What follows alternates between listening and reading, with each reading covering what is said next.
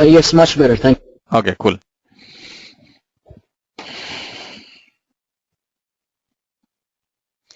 Let me log into the system, guys. I'll go a little bit slow, guys, here because we are doing the first object, right? Try to understand these things, guys. See, if my client wants to, or I want to build a new company code in my organization, the way how I can build it is like, you can see here under the administration tools, you can go to the tool search, and here you can see manage organization pay structure, and this is the option, guys. Manage organization pay and job structure is the option. You can find the option using the tool search, or you can go to the employee central. Let me show you where you will be able to find that. Go to your employee files. Under your administration tools, go to this employee files. You can see manage organization pay and job structure. This is the option where you can find all the different entities of your foundation objects, whether it is a legal entity, your business unit, location, all these things you can see here. See, this is the legal entity. This is one of the foundation object that we are talking about currently with respect to the requirement or with respect to the configuration workbooks. You can see here, this is the standard success factors provided. Say, if you want to create a new company, you have to provide the effective date, you have to provide the legal entity ID and legal entity name and the status and default group and the country, standard weekly hours, currency, these things. Say my customer is asking few more additional fields here, or he wants to change some mandatory fields. Say if you want to keep his description as mandatory, or say he wants to make this currency as optional. So those kind of requirements, you see here, these requirements, whatever I just spoke to you, couple of additional fields, couple of property changes which are deviating from the standard SAP success factors provided things, is going to be captured in your configuration workbook, and you have to start configuring the system as per the requirements provided by the customer.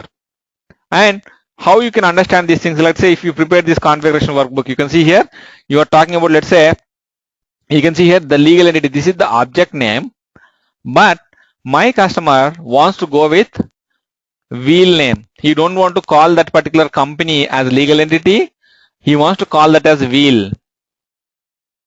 So the object name itself, he is interested in calling it as wheel across his organization. So the object name is supposed to be changed here, right? That is the reason you can see here all the changes which are supposed to be done, they have been captured in yellow color or orange color. You can see here, whatever it may be, yellow, it is mostly yellow, guys. All these things is going to be as captured in yellow color, guys. And where I am going to change the object name is, yes, your legal entity belongs to foundation objects, and your foundation objects are going to be built in your corporate data model, right? So in order to do this change, you have to look back at your corporate data model, guys. You can see here, this is your object, HRIS element company, and this is the name of the object, guys, legal entity. Right now you can see, this is the standard SAP success factors provided the object name, and my customer is insisting go with wheel. And you can see the standard, we loaded the standard success factors provided data models 2 days back or 1 day back, right? That is the reason you can see whatever you are seeing on the screen is the standard SAP success factor provided things, guys. That is the reason you can see the legal entity. But my customer wants these things to be displayed as wheel, and wherever you go, you can see here the legal entity, it should not be legal entity. He interested in seeing that as a wheel. He interested in calling the company as a wheel. So across the organization, I want to rename the object as wheel rather than as legal entity. So my first requirement, like change the object name from legal entity to wheel. You can see here, this is the object name, and I'm going to change it to wheel. Raghu? Yes. There is one option in which we can change all the nomenclature, like employee if we want to call partner. That is a text replacement. That is the text replacement. So we can do that way also, right? No. That is not going to work. You can see here. Let me show you what is the difference between these things and that. 1 second, guys. Okay.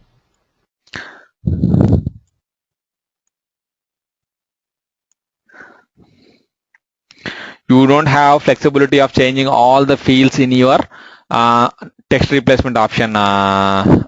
Okay. Yeah. Rashmi, right? Rashmi. Yeah. Rashmi, sorry. Yeah. Yeah. Yeah. Yeah. You can see here. Yeah. See here. Yeah. Yeah. This is the place you can see here. You don't have option. Here is your For legal entity. You legal. don't have legal entity, Yeah. right? See here, and you don't Yeah. have any of the fields under your legal entity. Say I have a field, HRIS field called as a legal entity ID, right? You don't even find that. Okay. Yeah. Yeah. So that is the reason you always have to depend on your data models to change these things, guys. The properties. Okay. So on anything with respect to data models, data model is the only place, or the BCUI, business configuration UI is the only place, or these are the places you can go ahead and change their properties or change the labels, add a couple of additional fields, custom fields, whatnot, all those things you can do it using these two options, guys. So this is my first requirement, guys, where I want to change the object name. Rather than calling as legal entity, I am going to name my customer is interested to go with a wheel. So if that is my very first requirement, you can see, yes, there is a change in legal entity. That is the reason the legal entity object is provided in this configuration workbook. And yes, what are the changes? You can identify the changes using this yellow color, guys. So things that has been highlighted in yellow color, there is a change with respect to that. What is that change? So this is the original one, or the standard success factor provided name, and my customer is insisting to go to wheel, and we change the object name to wheel. And if you go to the next requirement, you can see here there is a change here. You can see here external code. This is the technical field ID, guys. So you can see if you copy this external code and if you go to your data model, and you can see here HRIS field. I told you, right, the ID is nothing but your technical field ID, which we are not supposed to change at all. So this is the reference to the system to refer to that particular field in the database. Okay, never change that particular thing, guys. Thing doesn't work if you change that particular ID, guys. Okay, so with respect to the external code of your legal entity object, the standard success factors provided a label of legal entity ID. The type is string, all those things, these are no changes, guys. But the customer label, the customer is insisting, yes, I want to go with a name of wheel ID. Rather than calling the success factor provided label as legal entity ID, I want to call that as wheel ID. Across my organization, this should be called as wheel ID. And you can see the required is not thing this. You can see here, yes, with respect to this field, there is a change requested by customer. And that is the reason you can see yes. And you can also go with all those things. You see, there are no changes for a couple of those things. You can see here, there are no changes here. And so if you want to identify these things, right, you go with these changes or go by the things which has been highlighted in your yellow color. Okay. And this is the requirement. If you talk about this requirement, external code field, the standard success factor provided label is legal entity ID, and my customer is insisting to go with wheel ID. Okay. So where I'm going to change it, like I'm going to go to this particular field. This field is inside your legal entity object, guys. You can see here your company is starting here, which is your legal entity, and inside that you have a field, HRIS field called as external code, and the properties keep it aside, guys. You can see here the label that my customer is insisting is wheel ID. And just make sure, guys, whether it is a required field or not. You can see required is true. Yes, that's fine, because that is the reason it's already required. My customer is not asking to change it. Only the label, you can see here the label is highlighted. Yes, the label is the one that he is interested to change it to wheel ID. We did that. Okay. And you can see here the next thing, if you go to the name, if you go to the next HRIS field called as name, let me go there, guys. You can see here, this is the name. You have to always look back at your technical field ID, guys. Okay. And my customer is asking to wheel name, to rename that to wheel name. Okay. And here you can see where you are going to change it. This is the place where you are going to change the label, wheel name. Let me load these things into the system and let me show you guys how, what are the changes that they requested. Then we'll go ahead with the rest of all those changes. So I saved this data model, guys, which is B1502 corporate data model. And let me close this thing. Raghu, there are different language options below. So Yep. if we are just changing it the label how these language options are getting impacted?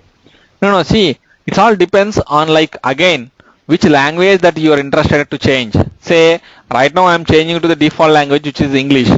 Say if you are doing business in some other country as well, say if you are doing in Germany, and say you have to change this label appropriately. I don't know what it is, but you have to change this label based on the language code, right? You have to change this label. You can see here Okay. each field So is you going to have the label in different language. Each language is going to have its own label. One second, let me open this, guys. okay, so you just updated it like in the top line, Yeah, but we are using English GB and English US as well. We yeah. don't need to update it there to get reflected. No, English US is the default language. I don't know. Is it Kavita? Yes, Raghu. Yeah. So English is the default language, right? You can see that is the reason we are keeping it as wheel ID, and we don't want to go with. No, no. What I am highlighting is there is English GB as well and then English US. So we don't need to update it there again. What if we update it just in the top line, that is enough, is it? Yes. Okay. And if we want it to be reflected a different text in some other language as well, we'll have to update it in any of the below line, whichever language we are Exactly. using. So if you want to have a different label in different language, these are the languages, and this is the place where you Okay. have to go ahead, and you can see here Saudi Arabic, or I'm not sure, guys. You can see here this is totally different. So if someone is going to log in using that language, right, or that is their preference in their options, yes, this is what they are going to see. And based on the requirement of the customer provided, right, you have to change this label appropriately, guys. And you can see each field is going to have all these different language labels options. Okay?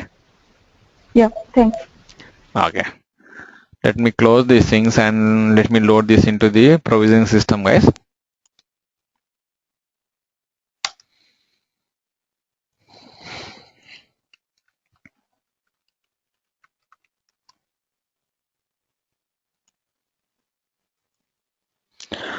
So go to your provisioning system homepage and go to the section called by name as succession management. You can see here, this is the place. And if you go here, this is your import export data model. Is nothing but import export section data model and import export country specific section data model. And this is the place you can see the corporate data model.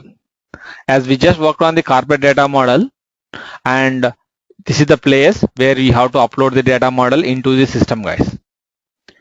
Go ahead and choose the file.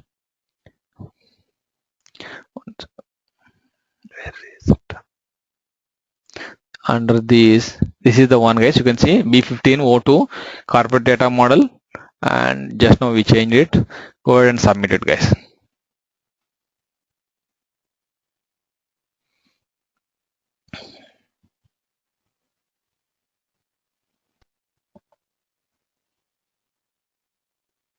Okay.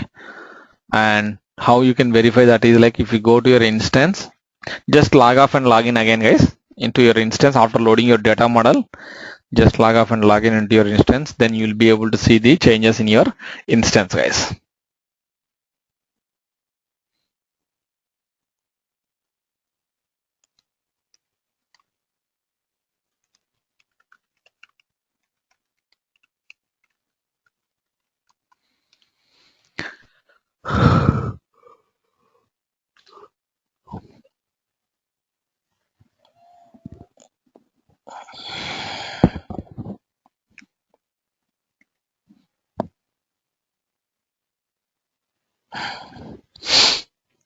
Go to your administration tools,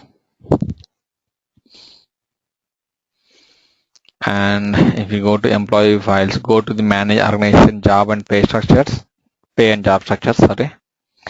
And now you can see here there is no legal entity. If you see, guys, across your organization you don't see legal entity, it is all wheel. So the customer is interested for that, you can see here wheel.